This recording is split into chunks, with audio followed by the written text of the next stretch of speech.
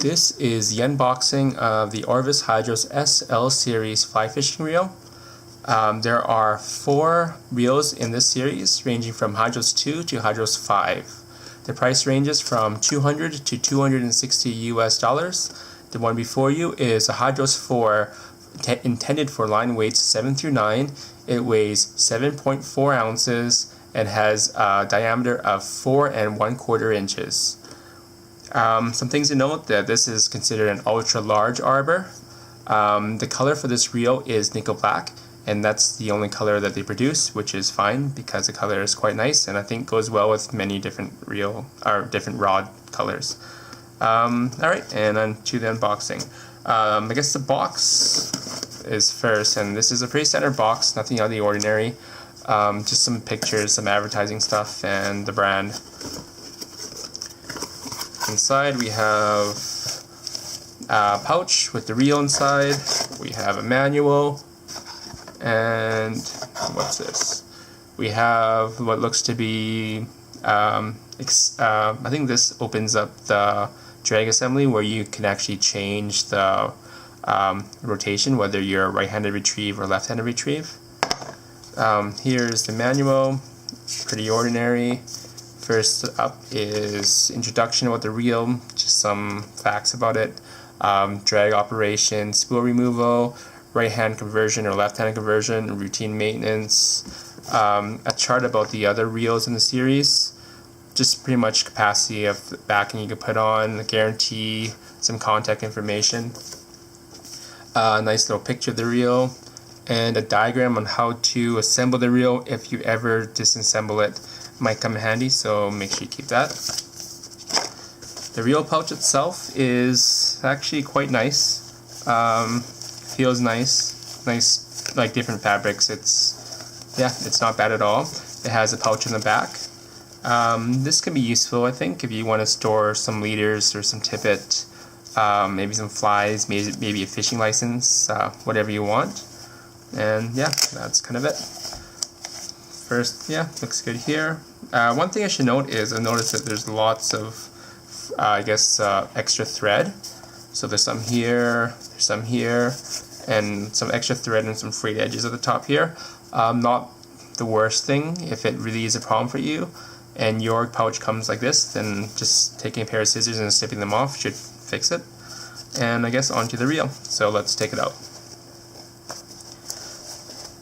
The pouch seems to hold the reel pretty tight. It is really snug in there, but it does come out, so it shouldn't be a problem. But just to be aware that it may take some pulling to get it out. Here's the reel, and here's some shots for you.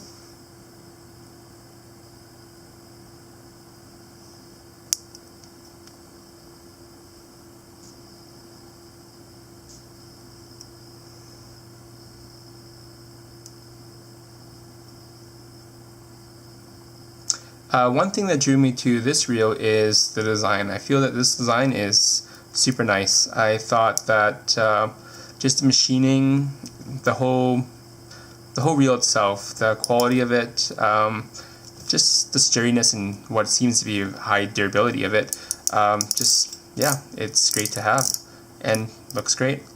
They do advertise that the tolerances and machining is pretty spot on, and you know what, they are correct. The reel doesn't wobble at all. It feels very sturdy. Like, the construction seems very great. It's solid.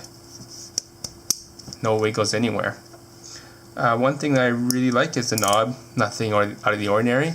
It's just a nice concave one. Nice to grip your fingers around. And if you're fishing and you need to grab onto it really quick, easy, and there's good grip there. It's just a piece of plastic, but that's all you need sometimes, and it works. I guess the next thing is removing the spool. So to remove the spool, there is a little spring clip here.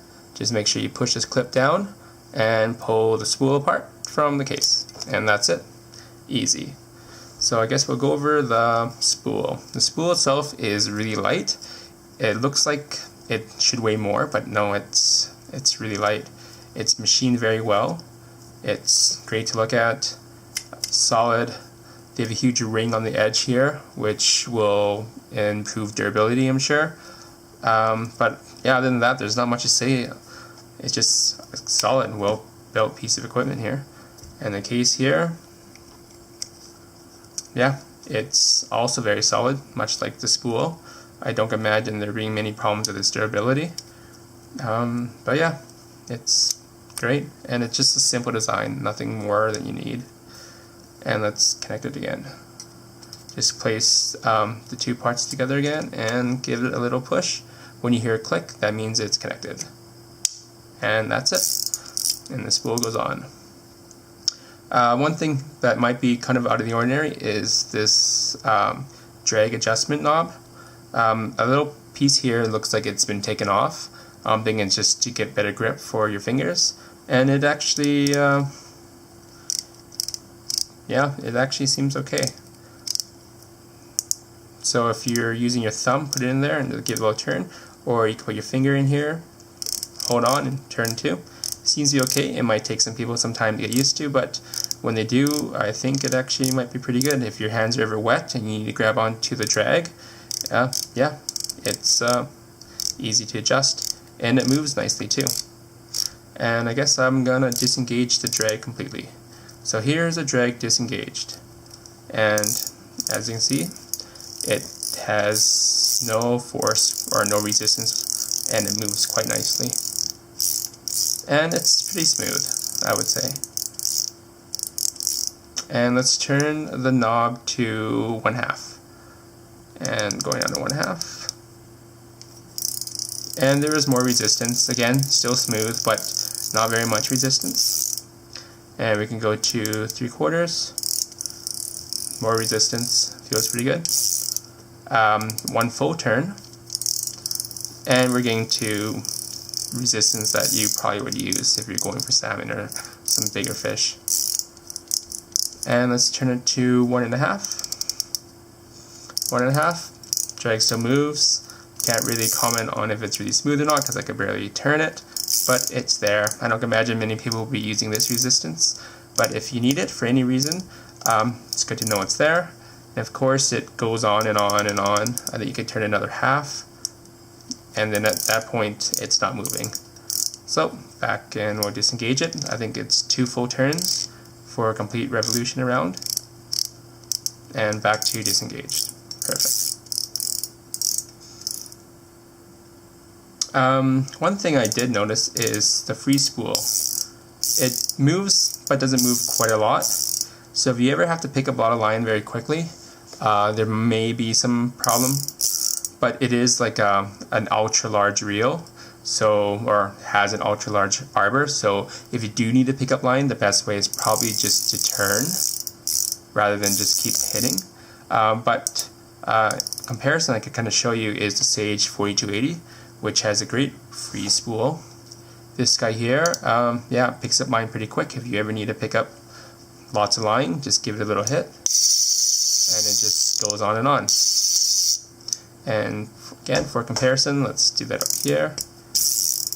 You get some movement, but it doesn't move quite as nice. But it's not a big deal. You can reel in, and it will reel in quite quick. And that kind of sums it all up. Some things to note is there is a fully sealed drag here, so if you ever use it for salt water, it'll work. You just have to kind of rinse off the salt after. It's completely machined, which you can see. It's really nice. It feels really high quality. Yeah, it just feels really nice. And the last thing is, I guess it's made in China. There's a sticker on the top here, which I'm not sure if you can see. It says made in China. I don't have anything against Chinese reels. I'm sure they did it to reduce the cost of it, and I'm glad they did.